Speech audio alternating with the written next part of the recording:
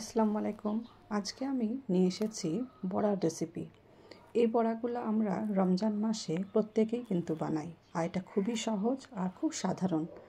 মানে প্রত্যেকেরই কিন্তু আপন আপন টেকনিকে আপন আপন স্বাদে এই বড়াগুলো বানিয়ে থাকে। তো আজকে যে আমি বানাবো যে টেকনিকে এই বড়াগুলো, এগুলো কিন্তু 1-1.5 ঘন্টা দিব্যি মুচমুচে হয়ে থাকবে আর বেশ ভালো লাগে। মানে ইফতারের সময় খুব তাড়াহুড়া হয়ে যায়, তো এটাকে চটজলদি আপনি বানিয়ে রাখতে পারেন আগে থেকেই। তো বেশ মচমচে হয়ে থাকবে, নষ্ট হবে না, নরম হবে না।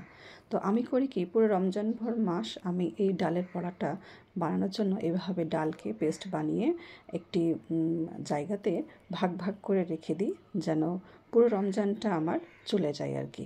তো এইভাবে মানে আমি ভাগ ভাগ করে এটাকে রেখে দিই একটা টিফিন বক্সে।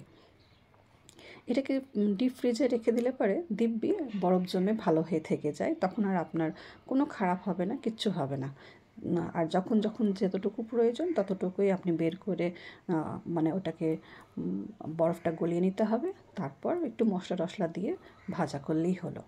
তো এইভাবে আমি এক ভাগ, যেমন 4 ভাগ করে রেখে দিয়েছি, এক ভাগ আমি বের করে রেখে দেবো। ঠান্ডাটা যখন বরফটা গলে যাবে তখন আমি এটাকে বানিয়ে নেব। তো এই বড়াগুলো যে বানিয়েছি সেটা কোন ডাল, এটা হচ্ছে মেনলি মটরের ডাল। তো 1 কাপ দিলাম মটরের ডাল, আর দিয়ে দিলাম 1/2 কাপ ছোলার ডাল, আর দিলাম 1/2 কাপ মসুরির ডাল। এটাতে কি হবে, বড়াটা খুব টেস্টি হয় খেতে। একটু মিক্সড ডালও হলো, আর শুধু মটরের ডালই হলো না, সঙ্গে আরও কিছু থাকলো, ভিটামিনটাও বেশ অনেকটাই হয়, আর খেতেও কিন্তু খুব স্বাদের হয়। তো এটাকে খুব ভালো করে আমি 2 ঘন্টার জন্য ভিজিয়ে রাখবো এই ডালগুলোকে।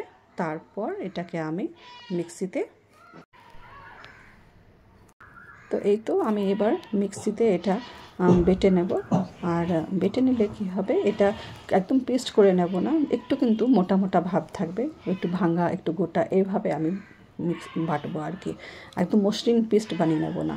তো এরকমভাবে পেস্ট করে নেব। নিয়ে এটাকে আমি এই বাটিতে নিয়ে নিয়েছি 1 ভাগ। এবার ভিতরে এবার আমি হলুদ, ধনে, জিরে গুঁড়ো একটু একটু করে দিয়ে দিচ্ছি, আর দিয়ে দেবো কাঁচা লঙ্কা, পেঁয়াজ আর গাজর। এখানে আপনি আর বাঁধাকপি, ক্যাপসিকাম এগুলোও দিতে পারেন। তো দিয়ে দিলাম স্বাদ মতো নুন, আর দিয়ে দিচ্ছি কয়েকটা গোলমরিচ। এটা আপনি ইচ্ছে থাকলে দিতে পারেন, নাহলে স্কিপ করতে পারেন। বাস, এটা কি হয়, গোলমরিচটা গোটা দিলে পরে ঝাল খুব একটা লাগে না, কিন্তু মুখে যখন পড়ে তখন বেশ ভালো লাগে এই ফ্লেভারটা। তো এই তো খুব ভালো করে মিক্স করে নিয়ে এবার আমি মিডিয়াম ফ্লেমে বড়াগুলোকে ভেজে নেব। বড়াগুলো ভাজার সময় আমি চেষ্টা করব সবসময় একটা কোনো লোহার কড়াই বা একটু মোটা ধরনের কড়াই ভাজার। তাহলে কি হয়, বড়াগুলো সমানভাবে খুব সুন্দরভাবে ভাজা হয় আর কি। আর চড়তি আঁচে কখনোই ভাজবো না, মানে খুব হাই ফ্লেমে ভাজবো না, নাহলে ওপর দিকটা লাল হয়ে যাবে আর ভিতরটা আবার তখন গ্যাদগেদে কাঁচা হয়ে থাকবে। তো সেই জন্য বড়া সবসময় একটু মিডিয়াম ফ্লেমে ভাজবেন, খুব সুন্দর একদম মচমচে হবে, আর ভিতরটা বেশ নরম থাকবে, ওপরটা কিন্তু খুব সুন্দর মচমচে হয়ে থাকে। তো এই বড়াগুলো এইভাবে ভাজলে পারে প্রায় 1-1.5 ঘন্টা দেখেছি খুব সুন্দর মচমচে হয়েই থাকে। তো আপনারা ওইভাবে বানিয়ে দেখতে পারেন। দেখলেন তো, এইভাবে ইফতারের জন্য কিন্তু খুব সুন্দর এই বড়ার রেসিপিটা, ট্রাই করে দেখবেন। আপনারাও নিশ্চয়ই বানান এভাবেই, আমিও জানি কম বেশি হয়তো এই ধরনেরই হয়। তো আশা করছি আমার রেসিপিটা ভালো লাগবে। ভালো লাগলে পরে অবশ্যই কমেন্টে জানাবেন, আর একবার অবশ্যই ট্রাই করে দেখবেন। আল্লাহ হাফিজ।